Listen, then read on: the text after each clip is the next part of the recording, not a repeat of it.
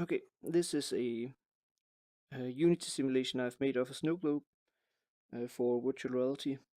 I've made it so that it's a somewhat realistic simulation where you can actually shake the snow globe and you can see all the snowflakes falling down.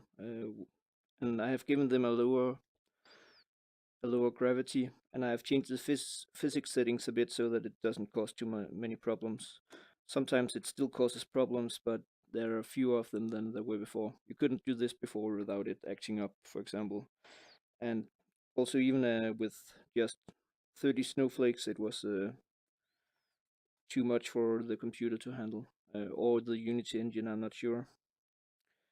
So now I can pick it up and drop it, and the snowflakes will fall down. And also made it so that if they actually fall out of the snow globe and hit the ground, they'll be teleported back into the snow globe. So you can shake it and watch the snow fall. So some of the optimizations I've made to make this work is that I made it so that the snowflakes themselves cannot collide with each other. They have their own collision layer. And I changed the settings for the engine so that it's not as accurate a physics simulation in this Unity project as the standard settings. Also, to get this refraction shader on the snow globe working that makes it looks like glass, I set the whole project to run as using a multi adapter, or yeah, usually it's set to. I'll go to the settings and show. Usually, the settings in Unity here are set to. First, I'll show the time settings, and usually this one is set to 0.02, so I set it 6 times higher, and this one is usually 0.33, and as I understand it, it makes it so that Unity is allowed to skip 6 frames of physics simulations to improve the stability, because otherwise it's forcing itself to calculate all the physics and all the collisions, and this way it runs much better. Also, it's not so important for the globe itself to actually have an accurate physics simulation, as if it was a game that was physics based or something.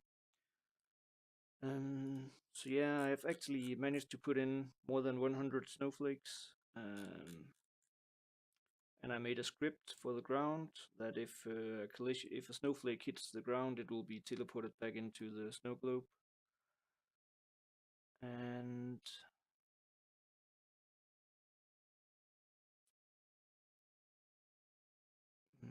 let's see. Yeah, I set up a collider. It must be this. So this is a collision layer 1 is the one it's using, and collision layer 1 and 2 are basically the same. I'm just only using one so far, and they can only collide with everything else but not itself or each other.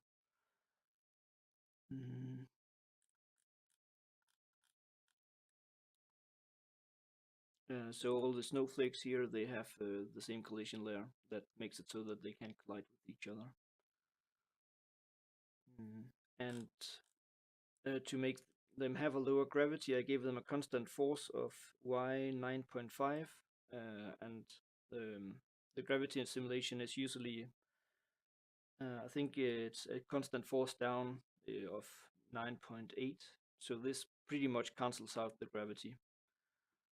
And the snow globe itself has a mass of 3, while I gave it, and I set this base on it. You can sometimes see that it has an error where this moves independent of the snow globe, but that's because I have made it so that it has a mass of 4, so it keeps it landing on the base of the snow globe. Yep, and that is about it. I hope you found this interesting. If you have any questions, you can ask in the comments.